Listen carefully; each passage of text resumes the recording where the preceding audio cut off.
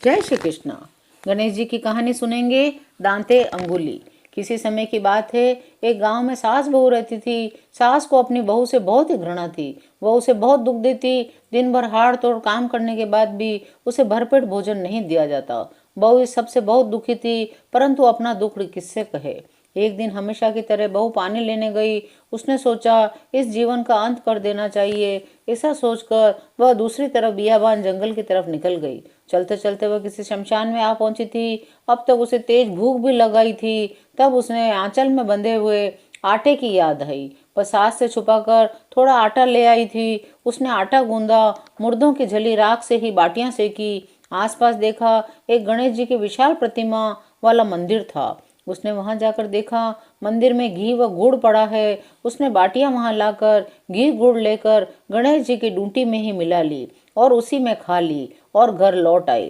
गणेश जी ने उस बहू का यह सारा क्रियाकलाप देखा था। उन्होंने सोचा, ये तो बेचारी दुखों की मारी है, भूखी प्यासी है, इसे तो अच्छे बुरे का ज्ञान ही नहीं है। लेकिन कल जब शमशान में लोग किसी मुर्दे को लेकर आएंगे, मेरी प्रतिमा की यह दशा देखेंगे, तो मुझे कौन पूजेगा। ऐसा सोचकर गणेश ने आश्चर्यचकित होकर अपनी अंगुली अपने दांत के बीच दबा ली। अगली सुबह जब गांव के लोग शमशान में किसी मुर्दे को लेकर आए, मुर्दे को जलाने के बाद स्नान ध्यान कर जब गणेश मंदिर में पूजा प्रार्थना करने आए, तो गणेश जी की प्रतिमा की अंगुली मुंह में दबे देखकर उल्टे पैरों चिल्लाते हुए दौड़ पड़े। ऐसी खबर पूरे गांव में जंगल में आग की तरह फैल गई। बुजुर्गों ने अनुमान लगाया, गणेश जी के ऐसा करने का मतलब है राजा पर विपत्ति आने वाली है। राजा तक खबर पहुंचा दी गई। राजा ने ऐलान करवाया, जो कोई भी गणेश जी के मुंह से अंगुली बाहर करने का उपाय बताएगा, उसे काफी धन दिया जाएगा। उड़ते उड़ते खबर उस गांव की बहू ने भी सुनी। उसका तो उस तरफ जाना, बाटी बनाना, गणेश जी के घी गुड़ से खाना नियम ही बन गया था। उसने सोच लिया, हो न हो उसी की वजह से गणेश जी ने ऐसा किया है। उसने बहुत सोच विचार के बाद राजा तक खबर पहुंचा दी, यदि मेरे घर से उस मंदिर तक सड़क के दोनों किनारों पर कनाते बंधवा दी जाएं और मुझे कोई न देखे, तो मैं कुछ उपाय कर सकती हूँ।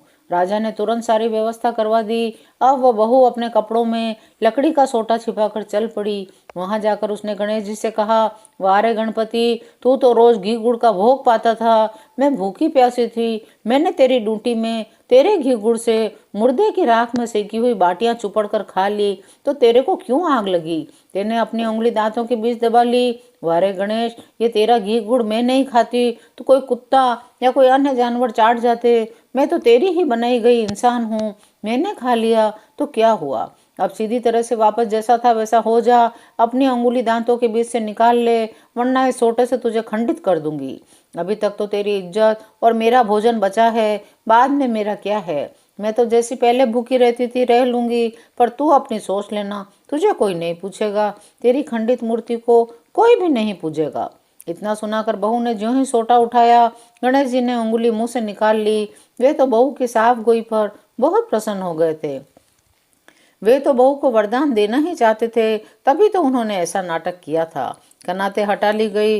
मूर्ति को पहले जैसी देखकर राजा और प्रजा दोनों खुशी से झूम उठी। बहू को काफी धन दे करके विदा किया गया।